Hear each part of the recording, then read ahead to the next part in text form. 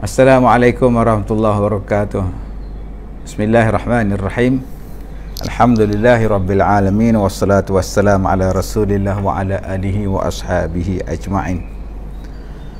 Alhamdulillah tuan-tuan, kita seperti biasa jam 2:30 lebih kurang kita bertemu lagi di dalam rancangan yang dibawakan kepada anda oleh Yayasan Budi Ihsan Malaysia, khas untuk anda.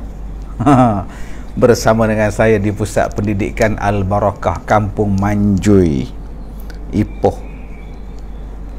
Tengah pukul 2:30 ni bagi orang yang tak kerja kan, ni waktu landing time ni. Ya. Dengar pula burung yang berkicau-kicauan. Aduh.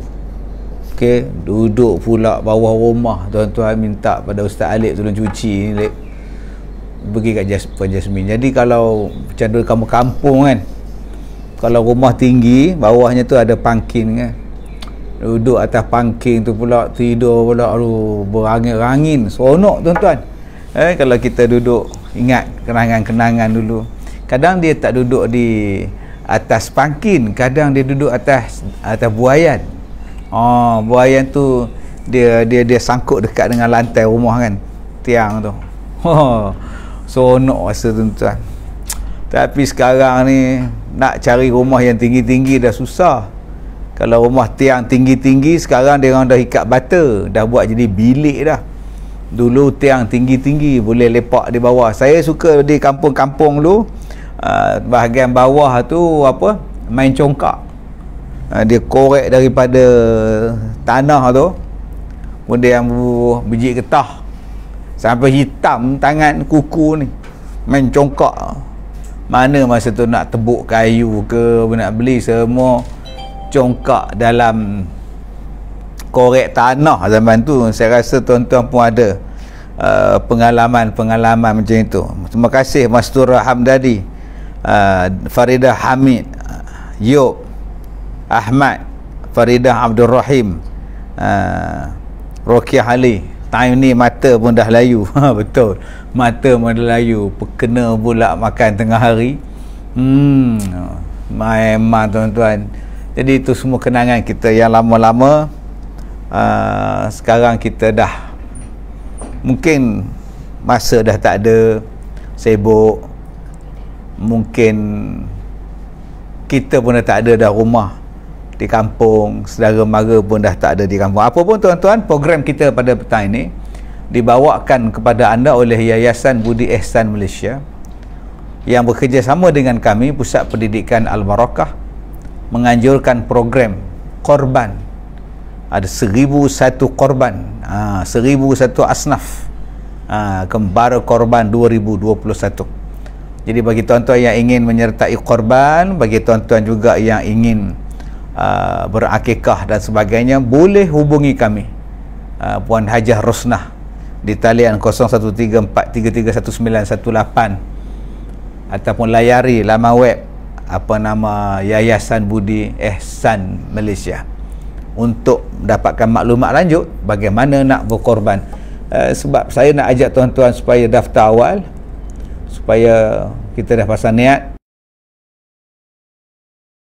Seperti mana firman Allah, faqulu minha wa at'imul ba'isal faqir, maka hendaklah kamu makanlah kamu daripada binatang korban, daging binatang korban, dan berilah makan kepada orang yang susah lagi fakir.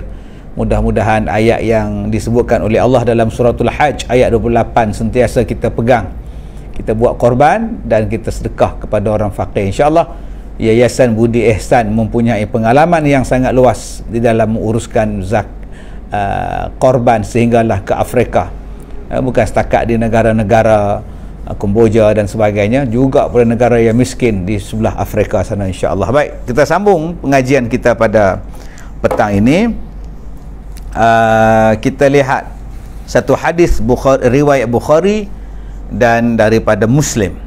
Hadis pertama, An Ali karramallahu wajhah qala, hadithun nasa bima ya'rifun atuhibbuna an yukazzaballahu wa rasuluh, rawahul Bukhari. Dan satu lagi hadisnya, wa anil Mas'ud wa an ibni Mas'ud radhiyallahu an qala ma anta bimuhaddithin qauman hadithan la tablughuhu uquluhum illa kana li ba'dihim fitnah. Baik, dua hadis ini tuan-tuan menceritakan kepada kita dengan siapa kita nak menyampaikan ilmu, dengan siapa yang kita nak bercakap sesuatu perkara. Kita kena tengok orang yang kita cakap. Bukan kita main boleh labur suka-suka, bukan boleh main bercakap suka, tuan-tuan. Ada Rasulullah ajar kepada kita, orang ni kena cakap macam ini, orang ni kena cakap macam ini. Untuk orang yang jenis ni kena cakap macam ini. Ini orang bijak. Orang yang bijak ialah orang yang bercakap bersandarkan kepada siapa yang dia nak sampaikan. Macam saya lah penceramah. Kalau saya ceramah pada budak-budak tadika, budak-budak pasti, tabika kemas, maka saya kena berceramah mengikut level tingkatan mereka, pemikiran mereka, kesesuaian pada mereka. Saya tak boleh cerita, tuan-tuan, kepada mereka tentang benda yang tak tercapai pada akal. Pergi ceramah dekat budak tadika. Kalau kita melihat daripada konsep perdagangan bebas, kita melihat bahawa era perdagangan bebas di zaman kolonial dahulu, mana budak-budak tu faham, tuan-tuan. Baru 5 tahun. Betul. Walaupun kita ni doktor sekalipun, PhD punya doktor sekalipun, prof sekalipun, tapi tak reti bercakap dengan siapa yang kita bercakap, itu namanya tak cerdik, nama dia. Tak cerdik. Ataupun saya ni berceramah pada warga emas di rumah Seri Kenangan. Saya pernah beberapa kali ceramah di rumah Seri Kenangan. Tua-tua dah, tuan-tuan. Tua satu hal, uzur satu hal. Uzur satu hal, kita duduk ceramah, dia duduk gelak tengok kita. Ada juga. Ada yang tidak. Cakap pada orang tua. Tiba-tiba tuan-tuan bercakap satu benda yang tak sampai pada dia orang. Duk cerita perbahasan mazhab pada dia orang. Kalau kita tengok mazhab ni kata 10 orang satu ekor lembu boleh kongsi. Mazhab ni kata 7 orang. Tak kepening dia orang, tuan-tuan. Menurut pendapat Ibnu Athaillah dalam kitab dia, tapi pendapat itu dikatakan pula oleh Syekh Wahbah Az-Zuhaili dalam kitabnya, menyebutkan Syekh Wahbah pula mengatakan pendapat Syekh Wahbah itu pula ada dibantah pula Syekh Osman Usman. Sudah, tuan-tuan. Pening kepala babak tu. Ini orang tak bijak. Apa yang sesuai untuk warga emas? Bila kita nak ceramah pada warga emas, apa yang sesuai? Saya pernah bercakap kepada golongan asnaf. Dikumpulkan golongan asnaf buat ceramah sebelum bagi bantuan zakat dan sebagainya. Takkan saya nak sebut harta pusaka kat dia orang. Dia orang harta pun tak ada. Yang datang tu miskin, naik bas pun ada, naik motor pun ada, numpang orang pun ada. Takkan saya nak cerita bab pusaka pada dia orang. Cerita bab yang sesuai dengan dia orang. Tapi kalau saya cerita pada universiti, college, cerita bab ini sesuai dengan dia orang. Engkau nak cerita perbahasan mazhab ke, perbandingan agama ke, kau nak cerita bab tinggi-tinggi ke, silalah. Silakan. Ini yang dikatakan orang yang cerdik. Bukanlah orang yang cerdik itu dia mengaji tinggi-tinggi, dia sampaikan ilmu pada orang yang tak sesuai untuk mendengarnya. Bukan selayak untuk mendengar pada mereka itu. Ini pun kena kaji juga, tuan-tuan. Sebab itu dalam hadis yang kita baca ini, Nabi SAW dia sebut kepada kita, baginda raja kepada kita, bagaimana yang terbaik yang disebutkan. Baik, kemudian kata Sayyidina Ali karamallahu wajhah, an Ali karamallahu wajhah qala hadithun nas bima ya'rifun atuhibbuna an yukazzab Allah wa rasuluh. Daripada Ali karamallahu wajhah, beliau berkata, hendaklah kamu bercakap kepada manusia dengan apa yang mereka faham. Apakah kamu suka bahawa Allah dan Rasulnya didustakan orang. Dan satu lagi hadis an Ibni Mas'ud radhiyallahu anhu qala ma anta bimuhaddisin qauman hadithan la tablughu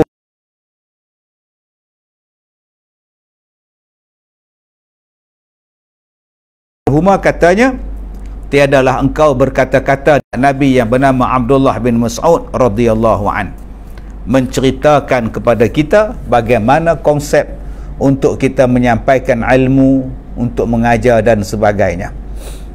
Baik, kata Sayyidina Ali, bila kamu nak bercakap, menyampaikan ilmu kepada sesuatu perkara, cakaplah sesuatu yang mereka boleh faham. Satu.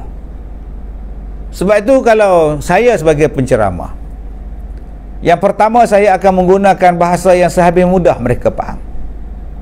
Saya boleh menggunakan bahasa tinggi, belajar bahasa universiti, tapi apa maknanya kalau saya ceramah di kampung? Apa maknanya kalau saya ceramah pada orang yang tak faham? Sebab tu kalau saya ceramah di satu tempat, misalnya pedalaman, masuk lautan, ada perkampungan orang dalam hutan, saya kena bercakap bahasa hutan kepada sehari-harian mereka, pokok apa yang mereka jumpa, hubungan macam mana dengan masyarakat, pakaian apa yang mereka pakai, yang mereka boleh tengok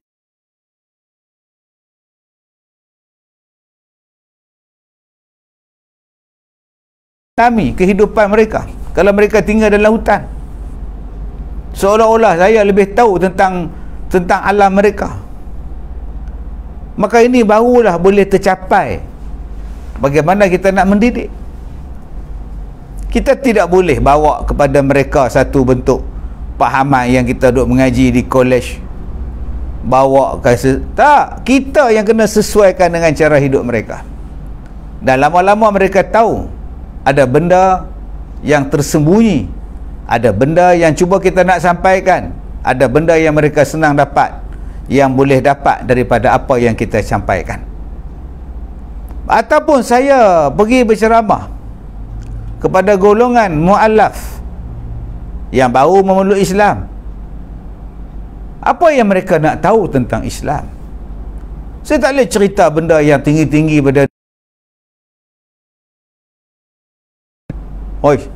pening tuan. Cerita pula makrifat pada dia orang, lagi hura dia orang. Cerita pula pada mereka perbandingan mazhab, lagi hura. Pening dia orang. Cerita benda yang mudah yang mereka nak tahu tentang Islam. Apa Islam yang lebih baik daripada agama mereka, yang tu yang mereka nak tahu. Sebab kalau kita cerita benda yang luar, bawa fitnah, kita dah boleh bawa fitnah kepada Allah dan Rasulnya. Sebab tu saya ambil pada hadis ini dan saya pegang.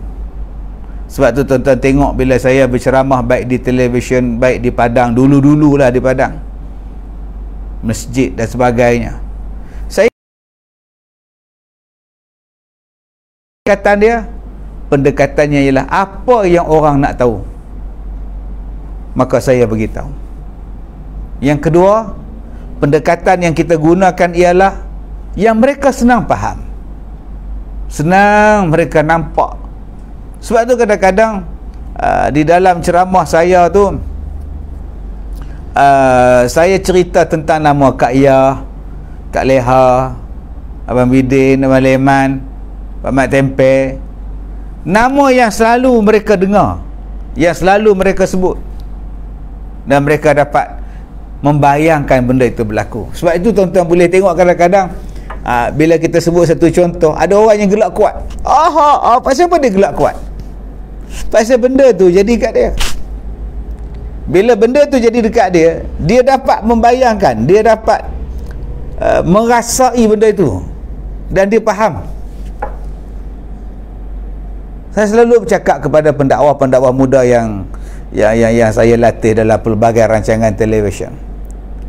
Saya kata, you all ni kena jumpa dengan orang, berbual dengan orang, bermasyarakat dengan orang, campur dengan orang, barulah tuan-tuan akan dapat menyelami apa cerita sebenarnya, apa masalah sebenarnya, dan apa yang ingin diketahui oleh orang ramai. Ini bagaimana petua yang terbaik untuk kita nak mengajar orang. Fadli Maksyah, harap-harap line okey lah. Jadi petang ni kita tengok line tak apa clear tuan-tuan. Kejap putus, kejap start, semuanya ada. Muhammad Khusairi Saifuddin, Rasulullah sangat mahir menggunakan kias dengan meletakkan perumpamaan yang baik terhadap sesuatu kias. Siti Maimunah, betul sahabat-sahabat lain sangkut-sangkut. Kita cuba lagi tuan-tuan, insya-Allah. Setakat ni nampak okey Ustaz Alif, nampak okey. Sa'diyah Arifin, Kak Iyah, Kak Leha, Abang Bidin, Pak Mat Tempe, ini nama yang selalu saya sebut. Siti Mariam, Waalaikumsalam. Siti Syarifah Salwa, Waalaikumsalam.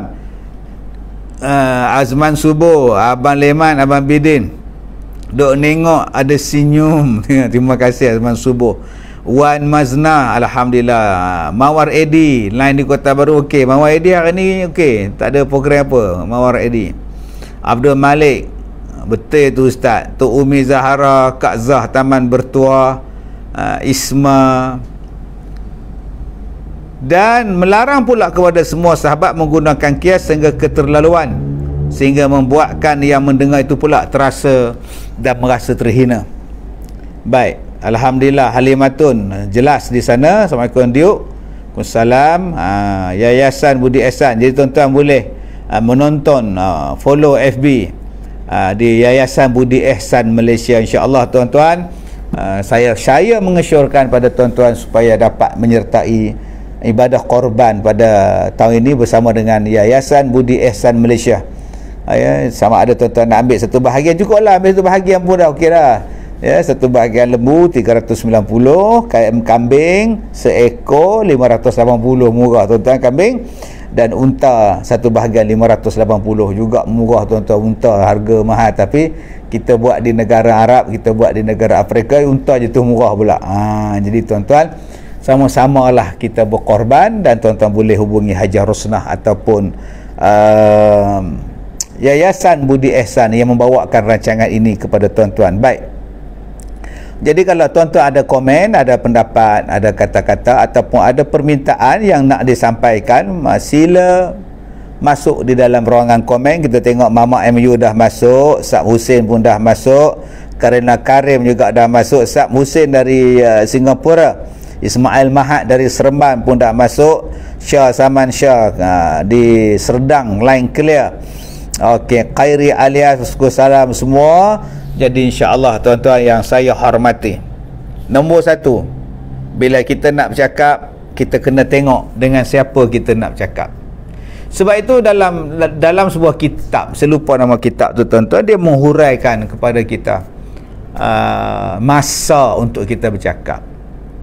Okey, kalau kita bercakap tentang menghafaz, tak kira lah menghafaz Quran atau menghafaz hadis atau menghafaz satu-satu matan ilmu dan sebagainya, bila waktu yang paling sesuai? Waktu yang paling sesuai ialah sebelum subuh dan selepas subuh. Itu waktu yang paling cantik. Pukul 4:30 dah bangun, dah mula start menghafaz. Waktu saya belajar dulu tuan-tuan, satu muka surat Al-Quran itu, satu muka surat Al-Quran tu, saya akan baca sebanyak 40 kali. Tengok dia 40 kali saya baca. Tujuan dia apa? Supaya benda tu nampak di mata. Pejam mata pun nampak ambulan 40 kali. Kemudian lepas sembahyang Isyak, mula menghafaz. Pukul 9:30 mula menghafaz. Hafal, bagi ingat, insya-Allah dalam pukul 12 tidur. Nanti pukul 4 bangun lagi, hafaz lagi, ingat lagi. Nanti lepas kelas pukul 8 dah boleh hantar pada guru. Satu muka dah hantar dah. Cantik tuan-tuan hafazan yang kita buat pukul 4 pagi sebelum subuh dan selepas subuh. Yang kedua, waktu yang sesuai untuk mengajar. Nak bagi orang faham, waktunya ialah duha, macam sekarang pukul 8, macam sekolah sekarang pukul 8. Itu waktu yang paling sesuai nak masuk tentang sesuatu ilmu. Yang ketiga, waktu untuk kita mengkaji, meneliti ialah waktu siang. Dan yang keempat, perbahasan tentang agama, masalah penjawapan masalah tentang agama, waktu yang paling sesuainya ialah pada waktu maghrib dan isyak. Ini 4 waktu, tuan-tuan. Ulama-ulama membahaskan kepada kita time bila yang paling sesuai untuk kita nak mengajar dan nak belajar.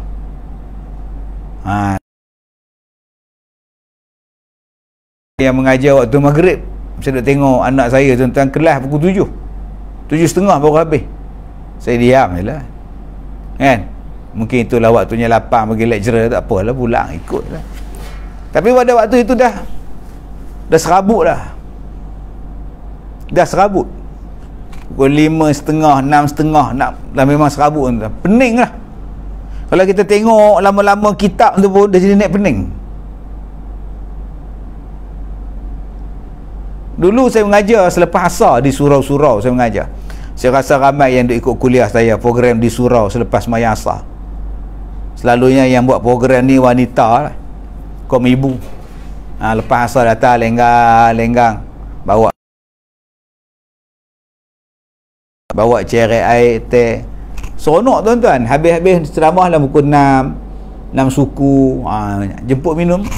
Ada yang jamu bihun. Waktu tu badan tak ada gemuk macam sekarang. Waktu tu slim. Ada yang bawa teh tarik, ada yang bawa kuih cara. Kitab lah. Sebab bila tengok lama tu jadi pening. Yang kedua, saya tak ajar tinggi-tinggi dah.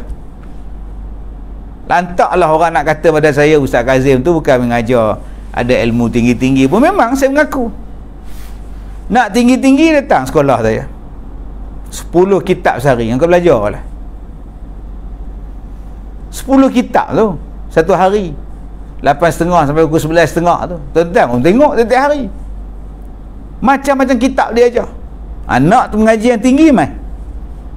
Tapi kalau kita ceramah di Padang, yang datangnya beribu orang, yang menangis budak-budak, yang hilang anak, yang kata punggung, tungau menggigit.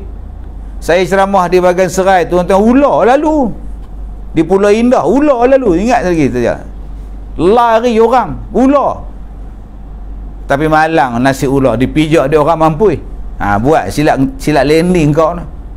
Ada yang kucing berlari, melompat lengkai, langkat macam-macam lihat ni. Adakah waktu itu saya nak berceramah dengan bahasa yang, kalau dah datang 10,000, misalnya di Sabah, saya ceramah di Sabah 25,000 orang. Di Singapura satu stadium Choa Chu Kang, stadium beduk yang di atas grandstand penuh, di balapan penuh, di padang penuh. Kalau saya ceramah macam saya ceramah di universiti, macam saya ceramah di sekolah saya, agak-agak apa jadi pada dia orang? Maka saya pada masa itu kena menjadi entertainer, seorang penghibur bagi dia orang. Tapi dalam nada santai. Sebab itu kadang-kadang saya menyanyi supaya mereka tak jemu. Kadang-kadang saya bergurau supaya mereka tak terasa. Kadang-kadang saya serius. Kadang-kadang saya menggunakan bahasa rendah supaya mereka yang datang berceramah, mendengar ceramah, mereka balik kerja, mereka jam, mereka cari parking, mereka berjalan jauh, mereka lapar, anak menangis, nyamuk gigit, tetapi selama 2 jam mereka tak terasa. Sebab apa? Sebab kita bercakap mengikut kepahaman mereka, mengikut apa yang mereka nak dengar, mengikut apa yang mereka nak mengetahui. Jadi inilah dia yang kita buat.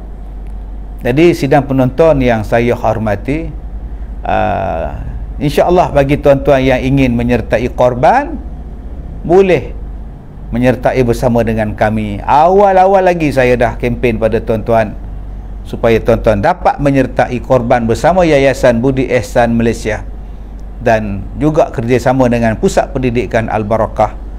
Dan tuan boleh hubungi Haji Rosnah 013-433-1918 untuk menyertai ibadah korban tahun ini. Kita jumpa malam ini insya-Allah selepas waktu maghrib jam 8 malam. Kita akan sambung perbincangan kita. Sekian, wabillahi taufiq wabarakatuh.